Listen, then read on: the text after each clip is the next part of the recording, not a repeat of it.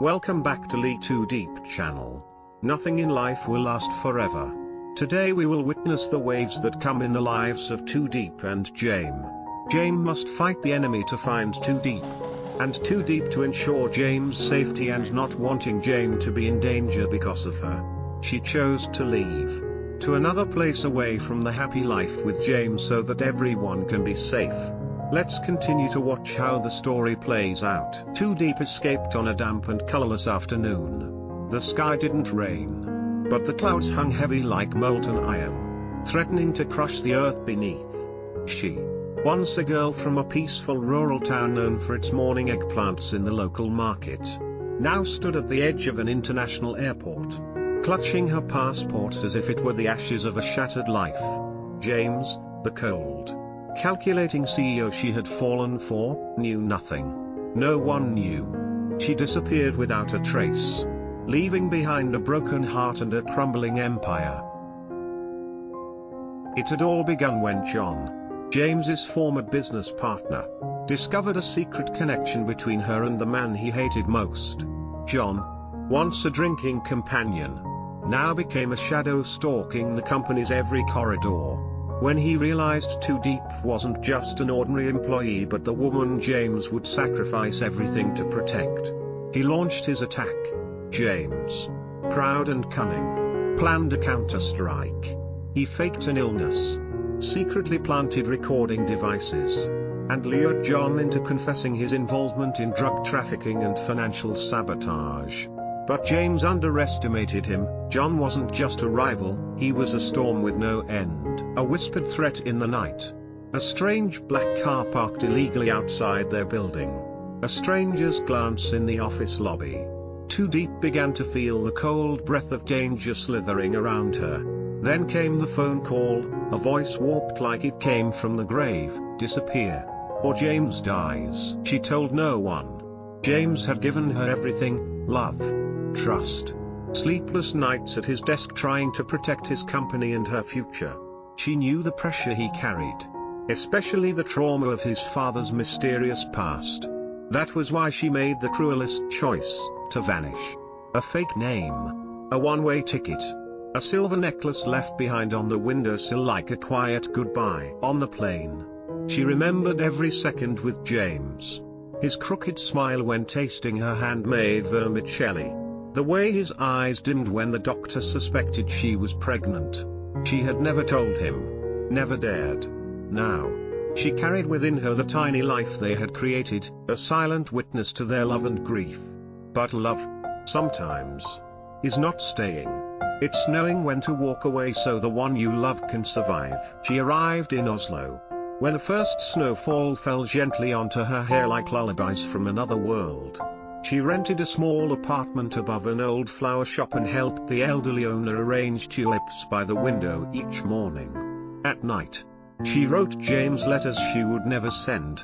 Letters that whispered three things she never said aloud: I miss you. I'm sorry. I still wear your ring. Back in Vietnam, James was a man unrooted. Her disappearance tore his life apart. No goodbye, no answers. Only a necklace coiled like a question on his pillow.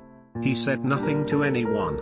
Quietly, he hired investigators, traced travel records, hacked flight manifests. His business collapsed gradually, but he no longer cared.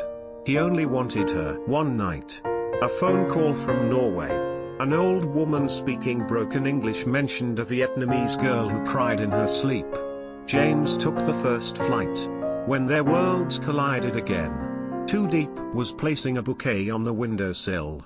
The wind brushed her neck. When she turned, James stood there, a wound that had never healed. He said only, I found you. And she wept as if every breath she had buried rose to the surface. He gently touched her belly. Is it? She nodded. I was going to tell you. But, he whispered, I already knew. But peace never lasts forever. John, still in Vietnam, learned James had found her. The evidence James uncovered in Oslo could expose John's entire underground network of trafficking, laundering, and land theft. He sent men after them. One snowy night, Their apartment door was kicked open. James fought back, but was wounded. Before losing consciousness, he activated a smartwatch connected to an international security firm, a device he and Diep had joked about during their what-if talks. The strike team arrived in time. The attackers were arrested. James survived. When he awoke, Diep sat by his side. "I went far away just to find my way back to you," she said. He held her hand. His gaze a silent thunderstorm. 6 months later, they returned to Vietnam. With evidence from Norway, John was arrested. The company was rebuilt from the ashes. They welcomed a baby girl, Hope, a living reminder that love, when it endures storms, can always return. But the darkness never sleeps. One rainy morning, James received a letter with no sender.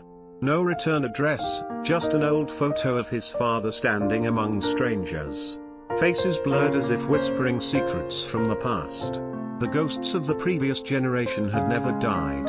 They were merely waiting. A new name surfaced, Key Jr., claiming to be the son of Baki, a wartime associate of James's father.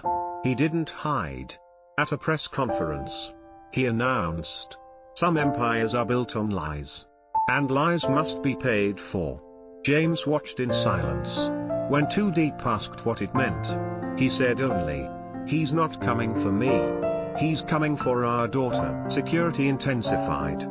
Cameras, guards, a fortress-like home. Then came the package, a rattle identical to the one Hope had lost. With it, an audio clip, "She's a beautiful child. I hope she stays safe." Diep broke down. James burned with fury. "I will end this." To defeat darkness, sometimes one must ally with old enemies. James met with a former business rival, also a man who had once loved Diep. When James said, "Help me protect her," the man pointed to a photo of Diep on his desk and replied, "I won't do it for you. I'll do it for her." Two men who once hated each other shook hands. A silent alliance was born, one built by men willing to risk everything for the woman they both loved, and the child who bore the name Hope. Because love isn't always about grand gestures. Sometimes it's a quiet decision to stay, to fight, to protect, even if the world turns dark again. Diep and James, torn and tested, had built a light strong enough to guide them home.